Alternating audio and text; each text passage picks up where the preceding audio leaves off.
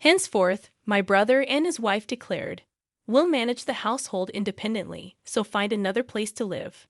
My mother, aligning herself with their decision, treated me as an impediment. Do they comprehend who has been footing the bills for the house? I never anticipated such disrespect.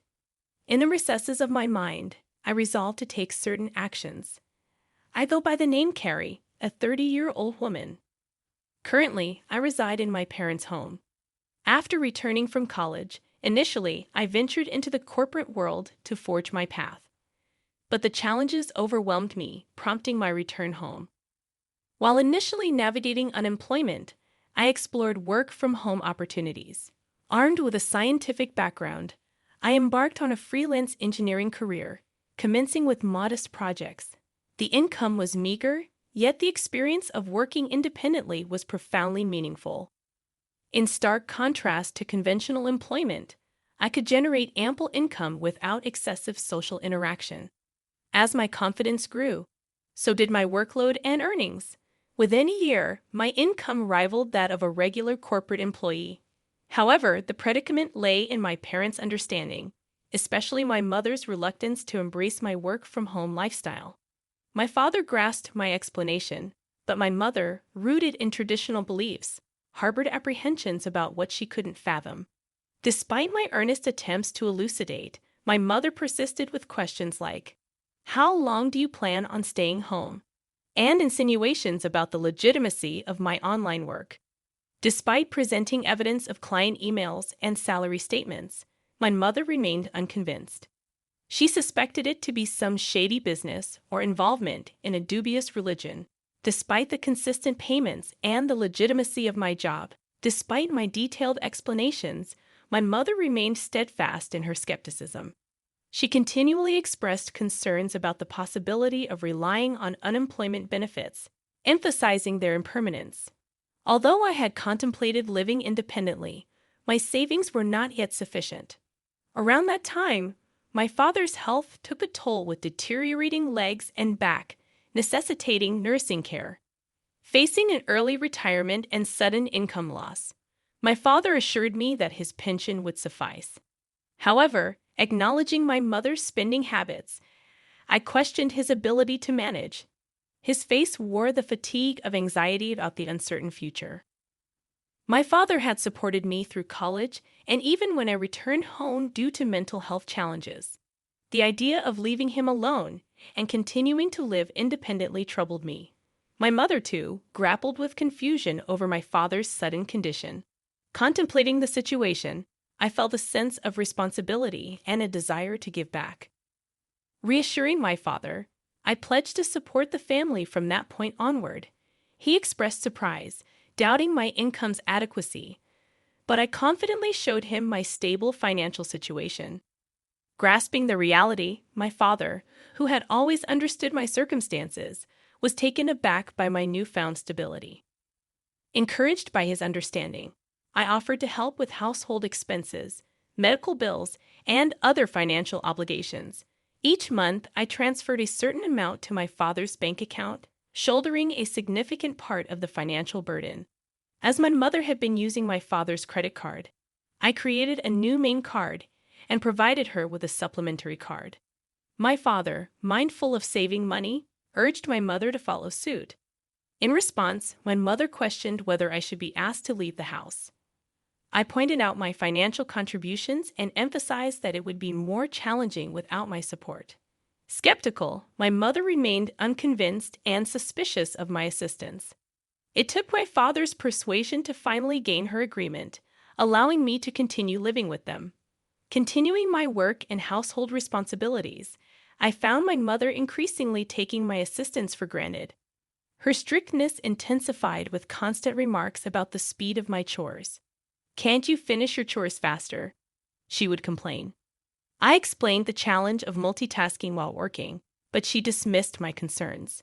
The strain on my relationship with her became apparent, and it seemed irreparable. In contrast, my father, understanding my efforts, provided much-needed support. Despite this strained dynamic, we persevered in this manner for a year. After a year, my father's health took a sudden downturn, requiring hospitalization. Visiting him daily, I shared moments of concern and reassurance. Aware of the strain on me, my father expressed gratitude, acknowledging the difficulties in my relationship with my mother. As my father grappled with health issues, the already strained relationship between my mother and me deteriorated further. Despite feeling suffocated at times, I remained committed to supporting my family. Recollections of my mother's past efforts, especially during my student days, kept me steadfast in this commitment. However, a significant shift occurred when my mother welcomed my brother Kevin and his wife Mary. Their unexpected arrival brought an abrupt change to my living situation. My brother explained their decision, stating they would be living in the house from now on to ease the burden on me.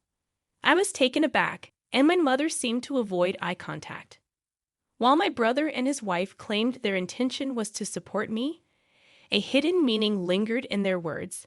My mother, expressing gratitude, subtly hinted at my need to contribute more to the household.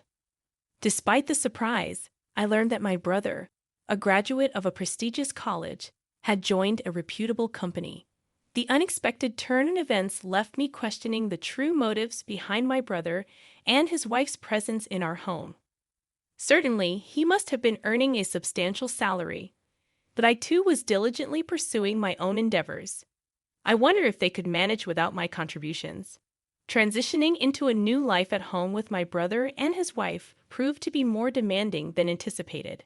"Wake up, Perry, make breakfast," my brother's wife hollered, banging on my door. Fully awake and already engrossed in my work as a morning person, I explained that I was already up and working. Despite my work commitments, they insisted that I prepare breakfast.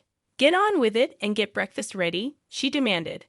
I reluctantly forced myself to assist, considering our family's usual morning freedom. Typically, we enjoyed meals at our own pace, especially when my mother and brother's wife were present. I presumed it was customary for the wife to prepare breakfast for her husband. However, my sister-in-law insisted on cooperation, and I reluctantly joined them in the kitchen. Despite my efforts, their dissatisfaction was evident. "Is this what you prepared for breakfast?" "This isn't enough," they complained. I had meticulously crafted a breakfast plate featuring soft scrambled eggs, a refreshing lettuce salad, fresh buttered toast, and a succulent sausage, thinking it would be well received. However, it seemed I had missed something. "You don't have to eat it," I retorted, but their surprise was palpable. Their reaction turned confrontational, questioning my attitude and who I thought I was. My brother, often condescending, mocked me, likely influenced by our mother. Despite explaining my work commitments, they dismissed it. "What kind of work is that? Are you crazy?" they exclaimed. Frustrated by their lack of understanding and the impact on my work, I packed my laptop, ignored their protests, and left the house. As I departed, my brother's voice echoed in the background, demanding to know where I was going. Ignoring the question, I proceeded to my father's hospital room. Hurrying in, his surprised gaze met mine.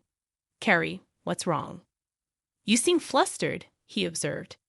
I recounted the recent incident, and my father, wearing a surprised expression, responded, "I didn't know they were. I'm sorry, Carrie. Don't worry about it. You can choose your own way of life."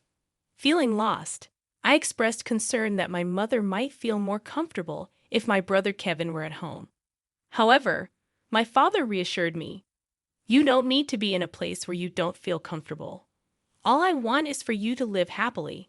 Live your life the way you want to live." Encouraged by my father's words, I decided to leave home. Upon returning that evening, I encountered a tense scene resembling a movie. The serious faces of my mother, brother, and sister-in-law greeted me. My brother accused me of not being at work, forcing him to take the day off. Inwardly, I questioned the responsibility of easily taking time off work. Their voices escalated, culminating in my brother demanding, "Get out of here. From now on, the three of us will live together. If you don't want to stay, please leave. We don't need an overbearing presence like you to support us." It was a shocking statement, and I replied in surprise. Ignoring my protests, my brother and his wife insisted on my departure, declaring that I was no longer needed. In the absence of our father, my mother, aligning with their sentiments, regarded me as a hindrance. The frustration intensified as they dismissed my involvement in the family's finances and prioritized their own concerns. Enraged by their insensitivity, I devised a plan. Initially, I transferred the money linked to the credit card my mother used daily to another account under my management. This subtle move aimed to surprise my mother when she could no longer access her credit card. I initiated a money transfer from my father's account, a crucial pillar supporting the family's financial stability. However, I ensured that only my father's medical expenses could be withdrawn from this separate account, unbeknownst to my mother. Consequently, a significant financial burden now rested on my brother and his wife. Though unaware of the intricate details of my brother's income, I was certain that he would feel the weight more than ever. After completing the necessary formalities, I gathered my belongings and declared my departure, saying, "I'm leaving this place." To my surprise, my mother, brother, and sister-in-law, who had been relentlessly harassing me, looked taken aback.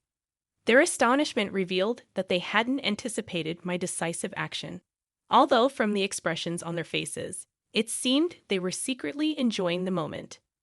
As I announced my departure, they belittled me, expressing their relief. "You're finally leaving. We've never dealt with such a troublesome person. You're not coming back, are you?" In response, I asserted, "Of course not. Don't contact me." They smiled as I left the house, but I couldn't help but wonder what they would think after I had left.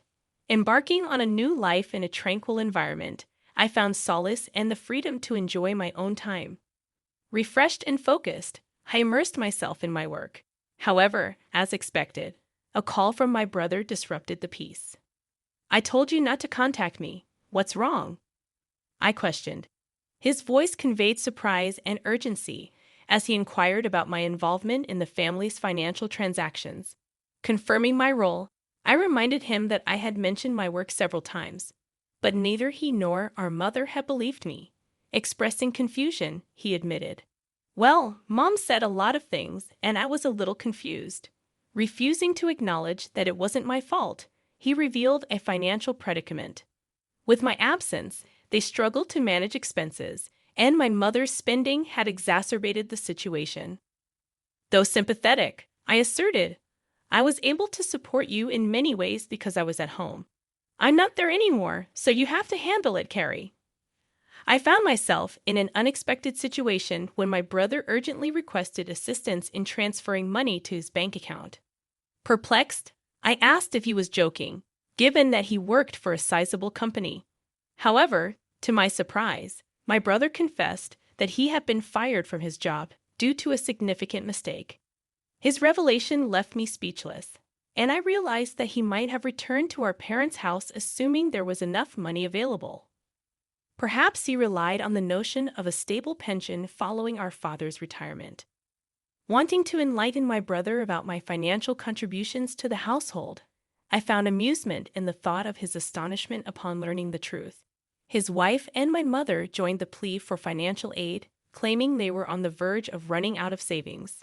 My mother even revealed that my father refused to contribute to household finances any longer. In response, I firmly declared that I had supported them enough, urging them to work hard and support themselves. I severed communication, emphasizing my decision to distance myself from their financial struggles. My father, recognizing the strain in his relationship with my mother, consulted a lawyer and opted for a quieter life in a different place. While I continued to visit my father daily, a friend shared my brother's recent struggles. He had moved into a modest apartment, leading a frugal life. My mother, once a homemaker, faced challenges in her sudden job, while my brother found it difficult to adapt to the opinions of his cyber colleagues. Despite his wife's efforts, she succumbed to the pressure and departed, leaving my brother and mother to navigate their challenges together. Concerns lingered for my mother, who maintained her habit of overspending, accumulating debts. However, I recognized my limitations in offering assistance. Focused on my own endeavors, I worked diligently in a comfortable living space, gradually accessing more resources. Contemplating new ventures, I aimed to spend quality time with my cheerful father, appreciating every moment with him.